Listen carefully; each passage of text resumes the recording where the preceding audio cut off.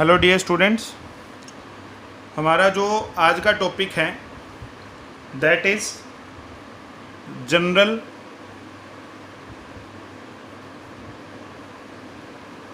Equation of A line कि line की general equation क्या होती है। हमने इसके बारे में पहले भी स्टडी किया हुआ है। 10th क्लास में हमने ग्राफ ड्रा किए थे, तो सेम हमने वहाँ पर जो इक्वेशन स्टडी किया था, एक एग्जांपल मैं हर टॉपिक में ले रहा हूँ, 2x + 3y = 12। ठीक है, इसका अगर हम ग्राफ ड्रा करें तो बिल्कुल स्ट्रेट लाइन आएगी, तो it means this is the equation of A line.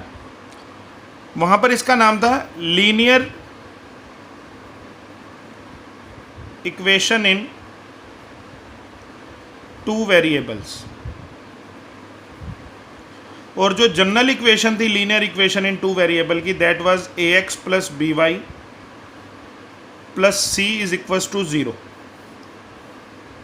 ये थी लीनियर इक्वेशन इन 2 वेरिएबल। यही जो इक्वेशन है, जो लीनियर इक्वेशन है 2 वेरिएबल्स की, this is the equation of this is the general equation of the line as well. जो line की जो जनरल इक्वेशन है वो भी हमारे पास क्या है, ax + by + c = 0। हमने इससे पहले वाले टॉपिक में डिफरेंट फॉर्म्स के बारे में पढ़ा था। उनमें जो मेनली फॉर्म थी, एक था slope intercept form,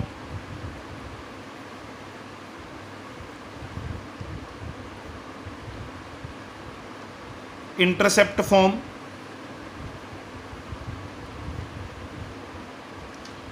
normal form,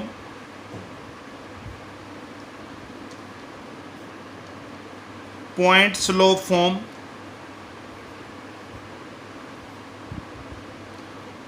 one was 2 point form.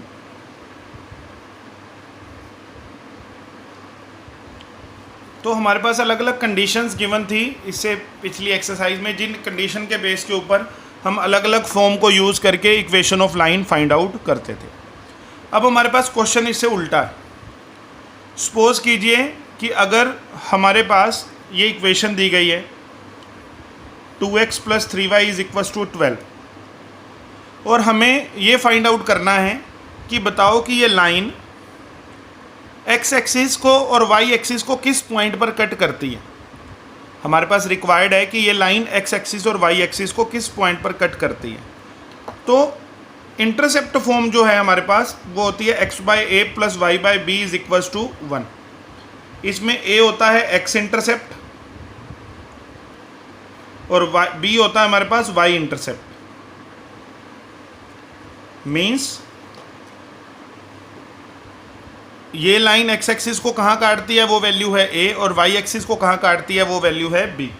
तो मीन्स अगर इस इक्वेशन से हमने वो पॉइंट फाइंड आउट करना है जहाँ ये एक्सिस को x एक्सिस और y एक्सिस को पॉइंट पर कट करती है, तो हमें इस इक्वेशन को किस में चेंज करना होगा, इंटरसेप्ट फॉर्म के अंदर। ओके, हमें किस में चेंज करना होगा इसको, इंटरसेप्ट फॉर्म के अंदर। वो हम इस एक्सरसाइज के अंदर सीखेंगे, इस टॉपिक के अंदर।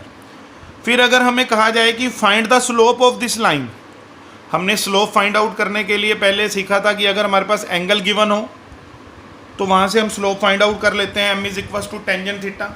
और अगर हमारे पास 2 पॉइंट गिवन हो जहाँ से लाइन पास कर रही है, तो 2 पॉइंट फॉर्म को यूज़ करके हम जो है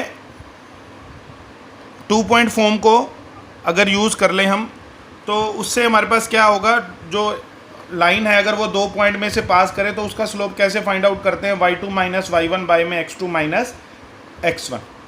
लेकिन अगर हमारे पास इक्वेशन ही गिवन है लाइन की, तो वहाँ से हम उसका स्लोप कैसे फाइंड आउट करेंगे, तो उसके लिए हमने यूज़ किया था slope intercept form.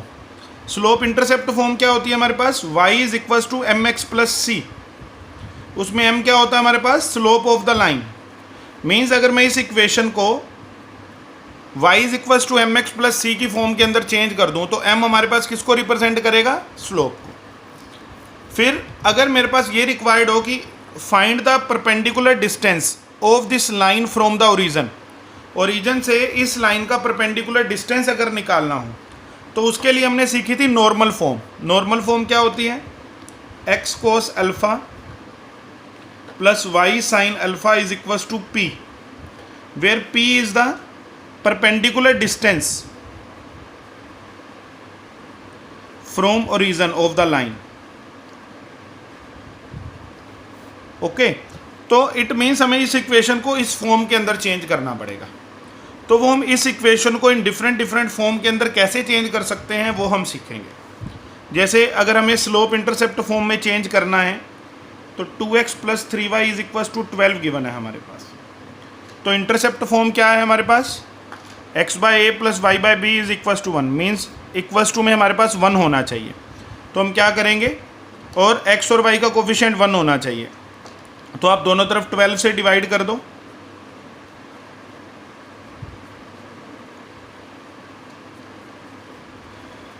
This will be x by 6 plus y by 4 is equal to 1।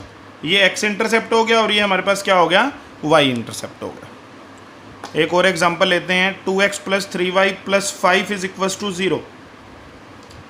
तो 2x plus 3y is equal to क्या हो गया, -5। दोनों तरफ -5 से डिवाइड कर दो।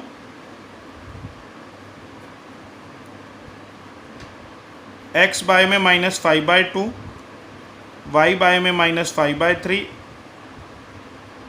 Is equals to 1। क्योंकि हमें x का कोफिशिएंट क्या चाहिए, 1 चाहिए, तो हम 2 को -5 के नीचे आ गया, 3 भी -5 के नीचे। तो ये हमारे पास x इंटरसेप्ट और ये हमारे पास क्या आ गया, y इंटरसेप्ट। तो ये है जनरल इक्वेशन से हमने अगर इंटरसेप्ट फॉर्म में चेंज करना है तो उसका ये मेथड है। फिर अगर हमें उसको स्लोप इंटरसेप्ट फॉर्म में चेंज करना है, 2x plus 3y is equal to 12। Slope intercept form क्या होती है हमारे पास, y is equal to mx plus c। m क्या होता है इसमें, स्लोप, और c होता है y इंटरसेप्ट।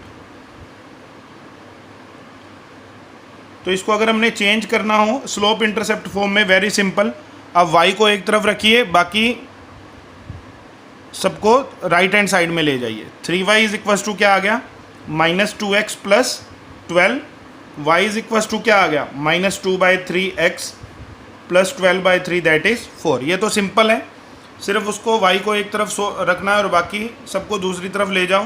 तो अगर अब हम इसको कंपेयर करेंगे, y is equal to mx plus c, तो m की वैल्यू हमारे पास क्या हो जाएगी, -2/3, और c की वैल्यू क्या हो जाएगी हमारे पास, 4 हो जाएगी। Okay, then normal form.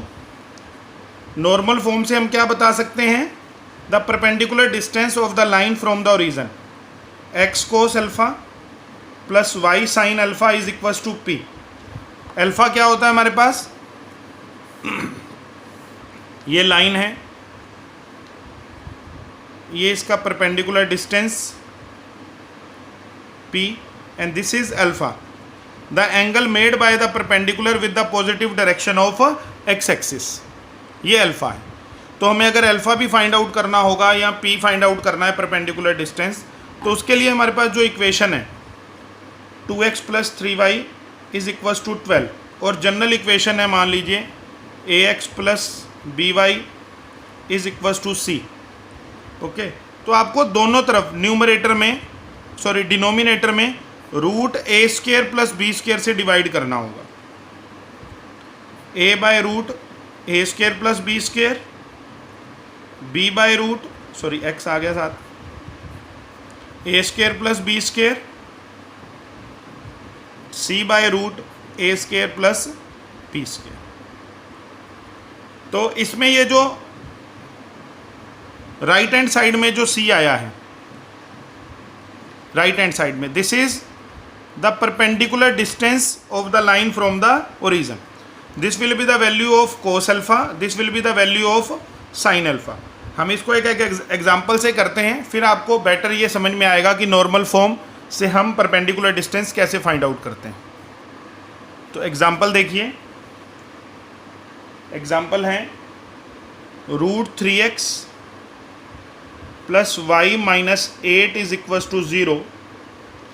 इसका हमें p और अल्फ़ा, परपेंडिकुलर डिस्टेंस और अल्फ़ा दोनों की वैल्यू फाइंड आउट करनी है। तो हम इसको लिखेंगे √3x plus y is equal to 8। आपको बताया था √a² प्लस b² से डिवाइड करना है। a क्या है, x का कोफिशिएंट, और b क्या है, y का कोफिशिएंट। तो dividing both sides by √3 square plus 1 square. 3 + 1 4 means 2 से हमने डिवाइड करना है, तो ये आ जाएगा √3/2x 1/2y is equals to 4। इसको अगर हम कंपेयर करेंगे x cos alpha plus y sine alpha is equals to p से, तो cos alpha will be √3/2, sine alpha will be 1/2 and p will be 4। Okay, यहाँ से हम देखेंगे कि साइन 1/2 कब होता है 30 डिग्री पे, और कोस √3/2 कब होता है 30 डिग्री पे। तो means alpha is 30 degree and perpendicular distance is 4। Okay, तो इस तरह से हमने एंगल फाइंड आउट करने हैं, एंगल फाइंड आउट करना होगा, और परपेंडिकुलर डिस्टेंस फ्रॉम ओरिजिन जो है वो हमने फाइंड आउट करना होगा यूजिंग नॉर्मल फॉर्म। ठीक है बेटा। एक जो हमने अभी फॉर्म्स हैं, अगर हमसे डायरेक्टली पूछा गया कि इस टाइप से आपने इसको स्लोप इंटरसेप्ट फॉर्म में चेंज करो या इंटरसेप्ट फॉर्म में चेंज करो, नॉर्मल फॉर्म में चेंज करो, तो वो तो हमसे डायरेक्ट क्वेश्चन पूछा गया होगा। लेकिन कई बार स्टेटमेंट के अंदर क्वेश्चन कुछ पूछा होता है, लेकिन हमें इनमें से कोई ना कोई फॉर्म जो है वो यूज़ करनी पड़ेगी। फॉर एग्जाम्पल, आपके पास 7th क्वेश्चन है आपकी बुक के अंदर 10.3 एक्सरसाइज में, find equation of the line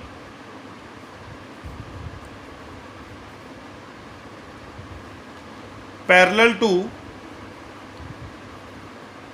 the line 3x minus 4y plus 2 is equals to 0 and passing through the point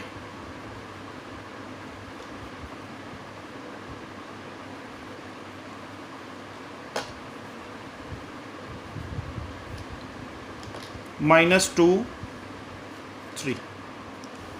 हमें equation of line find out करनी है जो इस लाइन के क्या है पैरेलल है। Okay, and passing through the point -2 3। तो अब ये देखो, ये लाइन -2 3 में से पास कर रही है और ये पैरेलल है इस लाइन के 3x - 4y + 2 is equals to 0। तो ये लाइन इस पॉइंट में से पास कर रही है, तो हम लिखेंगे equation of A line passing through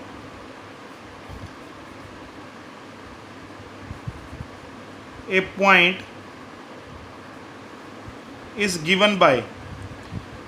अगर एक लाइन एक पॉइंट में से पास करती है तो उसकी इक्वेशन क्या होती है y - y1 m इंटू में x - x1। m क्या है उसका स्लोप, और x1 y1 वो पॉइंट है जिसमें से वो लाइन पास कर रही है। तो y1 हो गया 3, m x - x1 -2, तो ये हो गया x + 2। अब हमें इस लाइन का स्लोप नहीं पता, लेकिन स्लोप के लिए हमारे पास क्या गिवन है कि ये लाइन किसके पैरेलल है, इस लाइन के पैरेलल है। तो अगर ये दोनों लाइनें आपस में पैरेलल हैं तो इन दोनों लाइनों का स्लोप आपस में क्या होगा, इक्वल होगा। तो इस लाइन का स्लोप कैसे, अब ये लाइन की इक्वेशन गिवन है, तो इस लाइन का स्लोप कैसे होगा, कैसे फाइंड आउट करेंगे।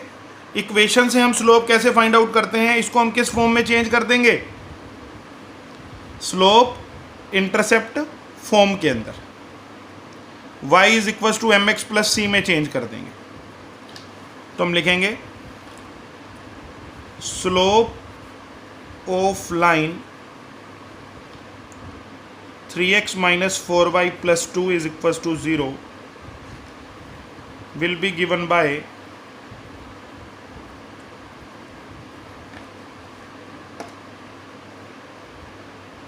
(3x + 2 is equals to 4y). मैं -4y को इधर ले गया, y इज इक्वल्स टू क्या आ गया 3/4x + 2/4 1/2, y is equals to mx + c। तो इस लाइन का स्लोप m हमारे पास क्या आ गया 3/4। अगर इस लाइन का स्लोप 3/4 है तो जो रिक्वायर्ड लाइन है उसका स्लोप भी क्या होगा 3/4, क्योंकि दोनों आपस में क्या है parallel. So the required equation of the line will B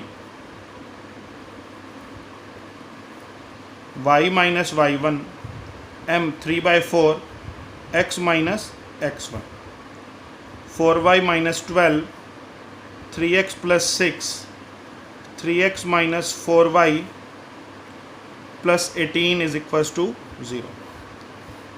this will be the required equation of the line.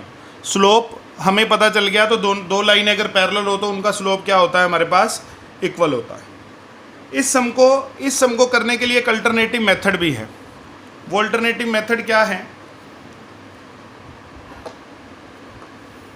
कि हमारे पास अगर कोई लाइन गिवन है ax plus b y plus c is equals to 0, तो कोई भी लाइन जो इस लाइन के पैरेलल होगी, जो इस लाइन के क्या होगी, पैरेलल होगी, उसके x के और y के कोफिशिएंट दोनों सेम होंगे. अब यहाँ देखो, यहाँ हमारे पास इक्वेशन क्या थी, 3x माइनस 4y प्लस 12, और जो ये लाइन आई है इसकी इक्वेशन क्या आई है, 3x minus 4y plus 18 is equals to 0. दोनों लाइनों में x और y के कोफिशिएंट क्या हैं, सेम है, लेकिन ये जो c की वैल्यू है वो क्या है, डिफरेंट. c की वैल्यू क्या है हमारे पास, डिफरेंट है. तो इस केस के लिए हमें क्या करना है, ax plus b y plus c is equals to 0. तो हमें क्या करना है इसमें कि अगर हमें कोई भी लाइन अगर निकालनी है जो इसके पैरेलल हो, तो उसकी इक्वेशन हम लेंगे ax plus b y plus you can say d is equals to 0 और k is equals to 0. x और y के कोफिशिएंट सेम ले लो और हमें k जो है वो डिफरेंट हो जाएगा, कांस्टेंट पार्ट. जैसे इसी क्वेश्चन में हम लिखेंगे, जैसे क्वेश्चन लाइन थी हमारे पास 3x minus 4y plus 2 is equal to 0, तो हम लिखेंगे equation of any line parallel to the given line will be given by three x minus 4y plus k is equals to 0. 3x minus 4y plus k is equals to 0. तो x, अब हमें ये जो line है वो किस में से पास कर रही है, -2 3 में से. तो -2 3 इसकी इक्वेशन को सेटिस्फाइड करेंगे, x की जगह आ गया -2 और y की जगह आ गया 3. -6 minus 12 plus k is equals to 0. k की वैल्यू क्या आ गई, 18. तो इक्वेशन ऑफ लाइन क्या आ गई, 3x minus 4y plus 18 is equals to 0. तो यही हमारे पास रिक्वायर्ड लाइन थी. इस चीज़ को आप प्रूव कैसे कर सकते हो, बता कैसे सकते हो, आप ऑलरेडी आपको पता है इसके बारे में. 10th क्लास में आपने किया था 3 condition, unique solution, infinite many solution और नो सॉल्यूशन. नो सॉल्यूशन में हमारे पास कंडीशन होती थी a1/a2 is equals to b1/b2 is not equals to c1/c2. इस केस में जो दोनों लाइनें आती थी वो कैसी आती थी, पैरेलल. ओके, मतलब दे डू नॉट इंटरसेक्ट.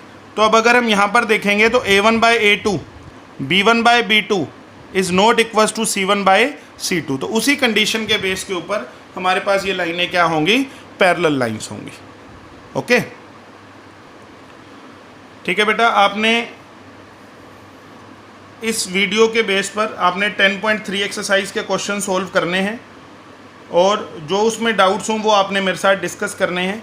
अभी आपने बेटा केवल 10 तक सम सोल्व करने हैं, फिर मैं इससे नेक्स्ट वीडियो के अंदर परपेंडिकुलर के लिए भी कंडीशन है वो मैं डिस्कस करूंगा आपसे, और जो क्वेश्चन है वो हम इसके बारे में हम डिस्कस करेंगे. तो अभी आपने इस फॉर्म को, डिफरेंट फॉर्म को सीखना है और जनरल इक्वेशन से हम डिफरेंट फॉर्म में कैसे कन्वर्ट कर लेते हैं वो हमने सीखना है. ओके बेटा, कोई डाउट्स हो तो मेरे से डिस्कस करें. Thank you.